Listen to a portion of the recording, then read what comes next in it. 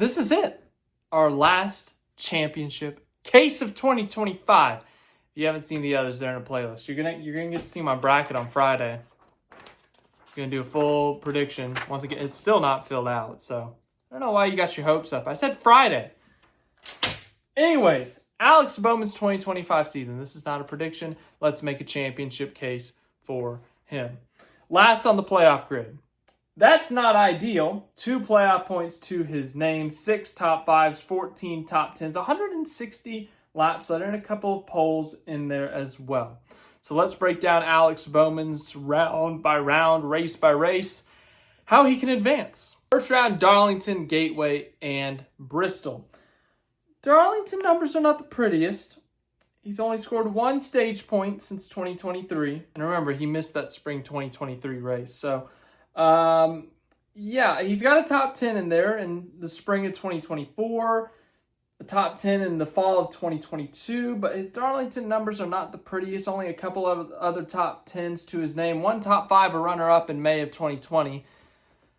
So Darlington's not his prettiest track. It's only led 42 laps there. Gateway, it doesn't get much better. A 13th, a 26th, and a 28th. Let's go to Bristol, and okay, some decent positions there. 2 straight poles, so that's ideal. He scored stage points in the last 4 stages at Bristol. A few top 10s, a couple of top 5s. Like, he's done pretty well at Bristol. Bristol is the strongest track in this round, but as I said, he doesn't have the playoff points to rely on. Darlington's not a great track. Gateway's not a great track.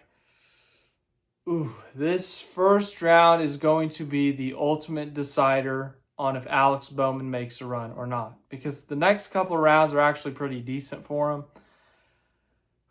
Ultimately, they're going to have to find a way to have decent finishes at worst. Not even a top 5, maybe not even a top 10, 10th to 13th at worst. If they can just top 10 their way into the next round, that's ideal. But even if they have a Med Darlington, they finish 14th, a May Gateway, and they finish 14th, other people are going to struggle.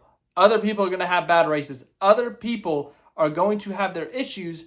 You just can't be one of them. You have to find a way to beat those people. So if they can simply manage to survive this round any way they can, top 15, top 10, do what you got to do in there at Bristol. As I said, I think a top 10 is the worst they'll probably do. A top 5 is possible. Dare I say a win? Maybe a stretch, but a top 5 is definitely possible. And if they can do that, round 2 sets up well for them. New Hampshire, not a great track. Once again, 1 top 10 there, but let's go to the other tracks, because this is, I promise, it gets better, okay? So Kansas, he led 107 laps in the fall of 2022, won a stage. He won a stage in the fall of 2024. He's led a good chunk of laps at Kansas. He scored top 10s in his last 5 starts, his last 6 starts actually, at Kansas. Top 10.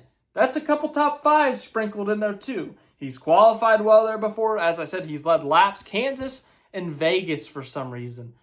Those 2 mile-and-a-halves in Chicagoland. We'll throw Chicagoland in this mix since it's coming back. He's really good there. He's won at Vegas. He's won at Chicagoland. He's led a ton of laps at Kansas for some reason.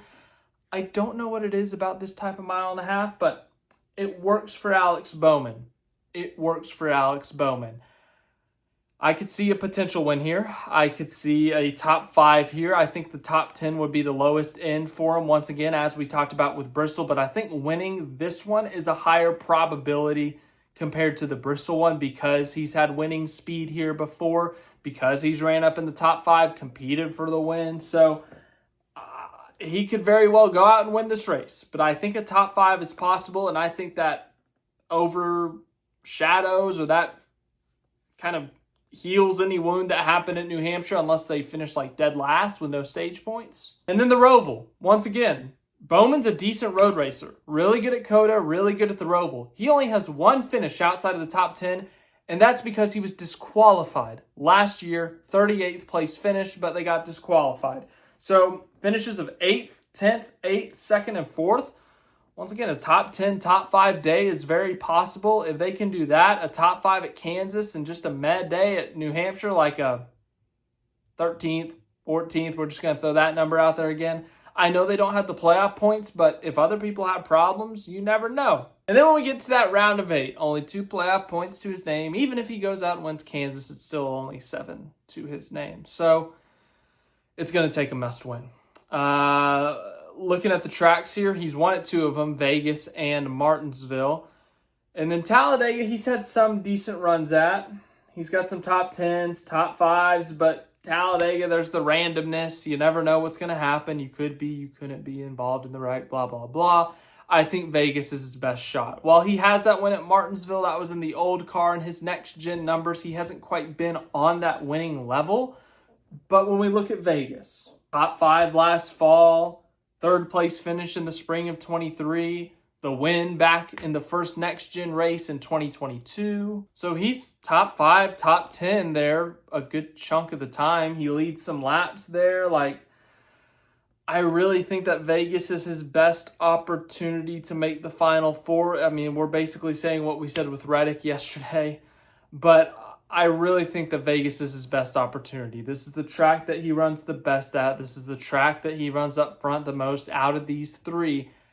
I think it's Vegas. It's got to be Vegas. Of course, there's the randomness of Talladega, and Hendrick's always good at Martinsville, but I think Vegas has got to be where Alex Bowman looks to advance to the Final Four. And if he makes the Final Four, Phoenix, well, his Phoenix numbers are a mixed bag. There's a few top 10s, but there's a few not so great finishes. In his first start with Hendrick Motorsports, was on pole in the number 88 when he was subbing for Dale Jr., led 194 laps, finished 6th. Well, he's only led 2 laps since then. So, yeah. They're going to be an underdog. They're going to need some help. They're not going to be at Penske's level. They may not even be at Gibbs's level in terms of Bell, Hamlin, or even Briscoe if he makes it. But you never know with Bowman. He could show up. They're going to have some extra Hendrick support because the reality is all 4 cars probably won't make the Final Four. But Hendrick Motorsports, Alex Bowman, they can win any given week. So I think they got that to their advantage. So in conclusion, that first round is going to be a struggle. If they can find a way out of that first round, though, they can very easily make it to that round of 8. Making it out of the round of 8 is going to take a win in the Final Four. Anything can happen. So that's it. Championship cases are done. Wow. Time flies when you're having fun. But thanks for watching this video. I hope you enjoyed it. The next video will probably be at Darlington, maybe. I'm going to be on the road. As you're watching this video, I'm on the road. So yeah, thanks for watching. Hope you enjoyed it. We'll see you at Darlington this weekend.